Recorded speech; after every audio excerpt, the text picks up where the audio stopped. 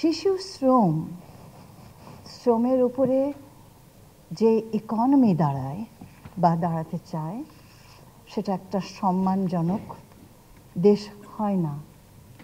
সেখানে সেই দেশটিকে আমরা নিঃসন্দেহে উন্নত কোনোভাবেই বলতে পারি না। আর উন্নত হওয়ার বিষয়টা তো শুধু অর্থনৈতিক নয়, এটার ভেতরে তো একটা স্পিরিচুয়াল দিক আছে, ন্যায় অন্যায় দিক আছে, একটা মরাল আছে, একটা মরালের দিক আছে, এথিক্সের দিক আছে, মূল্যবোধের দিক আছে। তো তোমাদের কথাগুলো শুনছিলাম আর আমি ভাবছিলাম নতুন কি বলবো। একটা জিনিস হচ্ছে যে আমি বাংলাদেশ পৃথিবীর একটি রাজনৈতিক অর্থনৈতিক ধারার ভেতরে বাংলাদেশ, পুঁজিবাদী সমাজের অংশ হিসেবে বাংলাদেশ। যদি আমরা বলি দ্য নিউ লিবারেল অর্ডার, আমরা যদি বলি পুঁজিবাদী সমাজ ব্যবস্থা, দ্য ক্যাপিটালিস্ট অর্ডার, আমরা যদি বলি যে কেন আমাদের এই দেশগুলোতে এই ধারাগুলো, এই অন্যায় ধারাগুলো এখনো চলছে, সেটা কি শুধু আমার দেশে চলছে? তা নয়। এমনকি উন্নত দেশগুলোতে, আমি এটা নিয়ে একটু তোমাদের এখানে এসে কথা বলবো বলে আমি একটু সার্চ করছিলাম যে উন্নত দেশগুলো কি সবাই শিশু শ্রম নির্মূল করেছে? সবাই করেনি, কিন্তু এগুলোর একটা রকম ভেদ হয়তো আছে। এবং এটাও আমি দেখলাম যে কোন দেশগুলো শিশু শ্রম নির্মূল করতে পেরেছে এবং কোন দেশগুলো শিশুকে সর্বোচ্চ নিরাপত্তা দিতে পেরেছে। তোমরা হয়তো বলবে যে আমি আমার এই অবস্থান থেকে সবসময় মেয়েদের কথা বলি বলে হয়তো আমি এই ব্যাখ্যাটা দিচ্ছি, তা নয়। কিন্তু আমি খুব বিস্মিত হয়েছি, তোমরা ভুটানের কথা বলছো।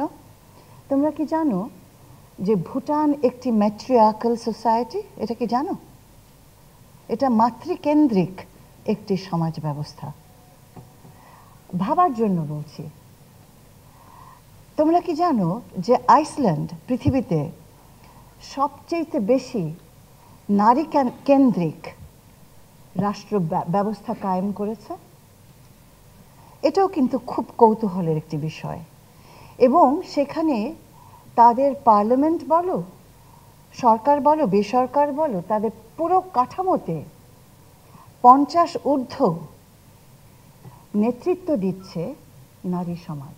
রোজকার সাধারণ খাবার এখন হবে অসাধারণ। প্রাণ স্বাদের মশলা, স্বাদ বাড়ায়, ঘ্রাণ ছড়ায়। কেন বলছি কথাটা? ভাবার জন্য বলছি। আইসল্যান্ড সংজ্ঞায়, শিশুর নিরাপত্তার সংজ্ঞায় সর্বোচ্চ স্থানে প্রথম।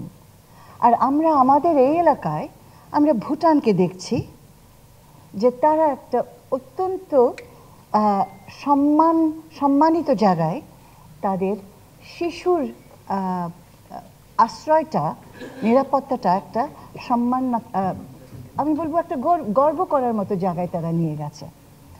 এই দুটো সমাজই আমি মনে মনে ভাবছিলাম এরা কিন্তু নারী কেন্দ্রিক সমাজ ব্যবস্থায়,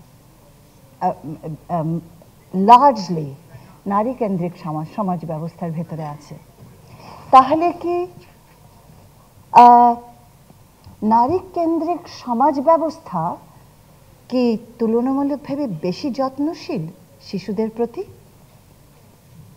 আজকের যে ইকোনমিক আলোচনা হচ্ছে বিশ্বজুড়ে, what do we call it? The care economy, right? We talk about the care economy. Care economy-টা কি? এমন একটা অর্থনীতি যেখানে যত্নটা মূল কেন্দ্রে। তাহলে আমার সমাজ ব্যবস্থাটা আমাকে নির্ধারণ করে দিচ্ছে আমি আমার শিশুকে কিভাবে দেখব। আমি যদি একটি নগ্ন কঠিন পুঁজিবাদী সমাজ হই, তাহলে শিশুটি একটি পণ্য, পরিবেশ একটি পণ্য, গাছ একটি পণ্য এবং এমনকি রাষ্ট্র ব্যবস্থাটাও পণ্যের একটা বিষয়।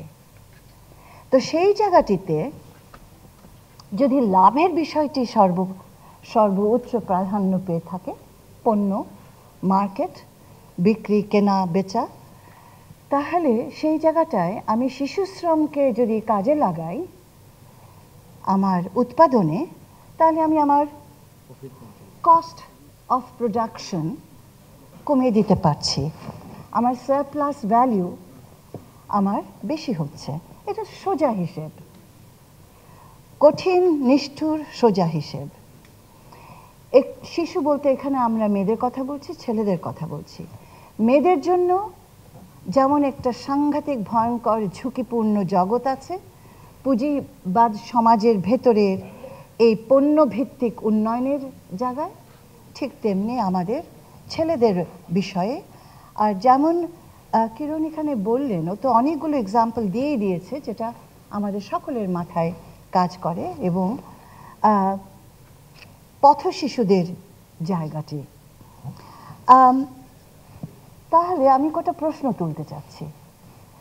একটি ইকোসিস্টেম, অর্থাৎ এটাকে কি বলি আমরা, বাস্তুতন্ত্রের একটা জায়গা, এবং সেই জায়গাটিতে কতগুলো বিষয় যদি নিশ্চিত না করতে পারি আমি, তাহলে শিশু নিরাপদ থাকবে না, শিশু শ্রম থাকবে, দারিদ্র্য মুক্ত আমি করতে পারবো না।